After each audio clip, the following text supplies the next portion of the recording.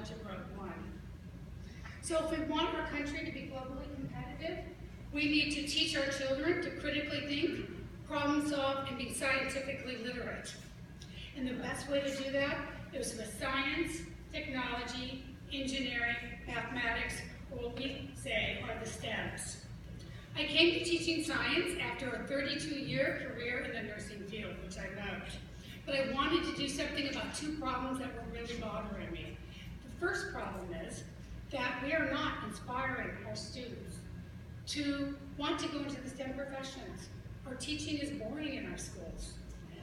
The second problem, simply put, is related, but we have an unequal education system. Some children have regular access to high-quality STEM programming, probably all of our students. But some students, usually those born into poverty, don't have these opportunities, and that is wrong. We need to close the opportunity gap, the minority gap, the gender gap, the inspiration gap, and we need to teach teachers better to prepare our kids for the future.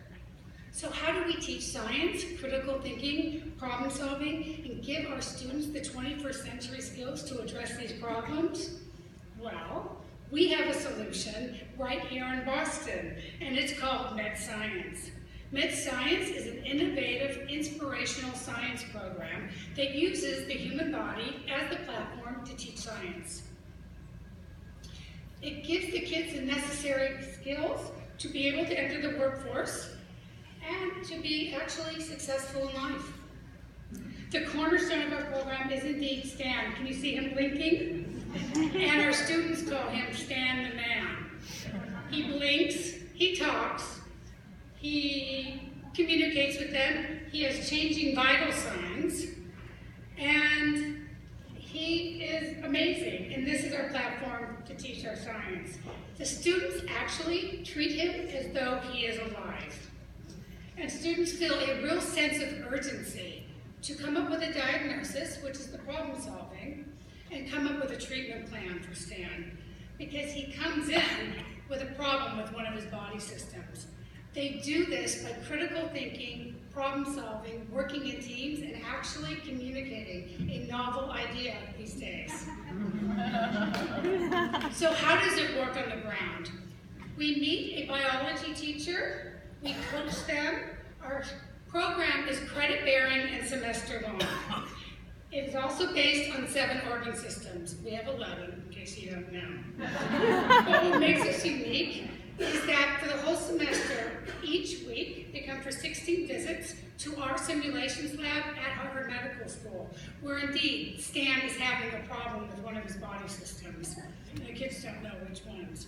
But let me give you an example of how it works on the ground. So this week, we're on the neurological system. So the classroom teacher is teaching basic anatomy and physiology of the nervous system. The kids leave their classroom. They come to our simulations lab at Harvard Medical School.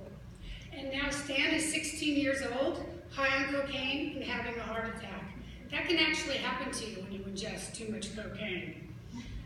The kids do a 35 to 40 minute case. Then we debrief the science. In this case, we're debriefing the science of addiction. And it's extremely powerful. A student called me from the bus last week. She said, Miss Joya, I just have to tell you, my whole life, adults have been telling me, just say no to drugs, and it wasn't until this case today that I really understood why.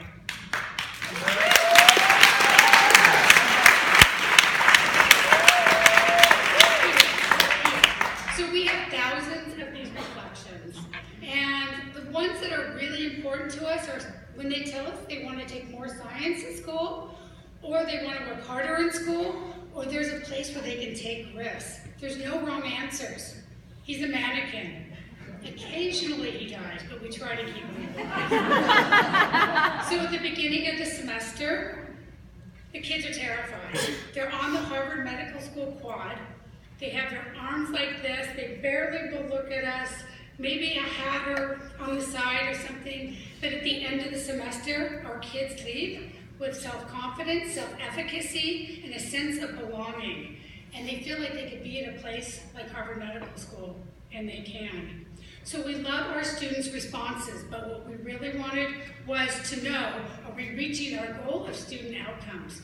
So we raised some money and we hired a world-renowned cognitive scientist from the Harvard School of Education to train our staff to come over and help us do a formal evaluation of our work. And we have amazing results. We knew it anecdotally, but when we saw it on paper, we all started to cry. Julie, we don't want to cut you off, but we got to keep the pitches pretty tight. Okay, 96% of our students said they retained the biology concepts better. 89% of our students that we followed after graduation were in a STEM degree program at college. 99% said they loved our program so much that they would recommend it to a friend. So we know our program works, we are scalable, and I also am happy to tell you we're in demand. We started with 12 kids, and now we've given this opportunity to over 2,000. We are in 15 schools. Yeah, we know you're passionate. We can see the passion We're there. in 15 schools, we're in 4 school districts, and we're in Boston Public Schools, parochial schools, suburban schools, and private schools. We have 136 kids, students on a waiting list, waiting to get a seat for 40. Speaking of waiting, we got the judges waiting to ask a few questions. Just to we got to cut you off. We're going to have to turn things over to the judges.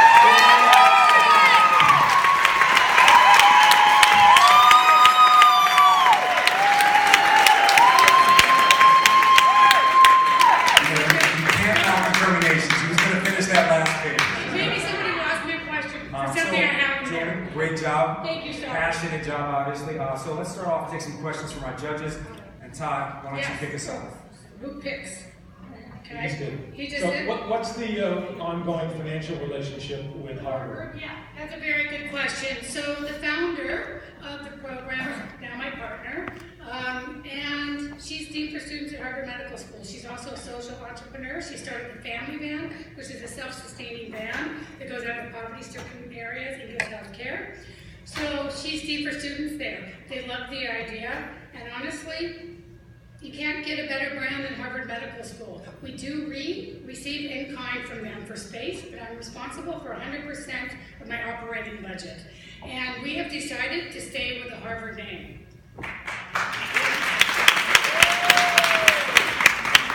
Julie, Yes. what is the annual operating budget? It's Patrick. What is the annual operating budget and what is the annual administrative expense? So it's $450,000, and 80% is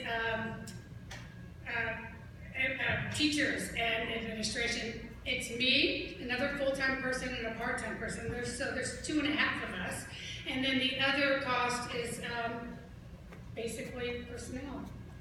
We have one more It's question teaching. from our judges. We saw Lydia Bazzuti with her hand up.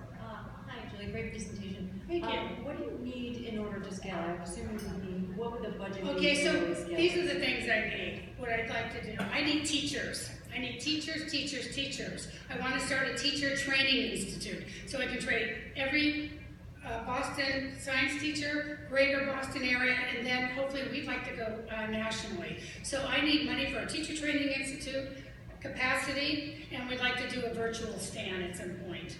Okay, we can field one more question from our judges. One quick question. Anyone else have one last question? Colette? Can you tell us what exactly how are you getting the word out to engage your So I do have to tell you, we've done no advertising, and we have 15 schools on a waiting list. We have other leading medical schools that want this for their students and in their towns. So right now, it's been word of mouth. And until I get more funding, we're going to keep it a little bit quiet because we have a huge demand for our program. Can I have one follow-up question? Yes. How are you currently funded? Foundations and gifts. So individual gifts, foundations, and corporations. Excellent. Big round of applause for Julie.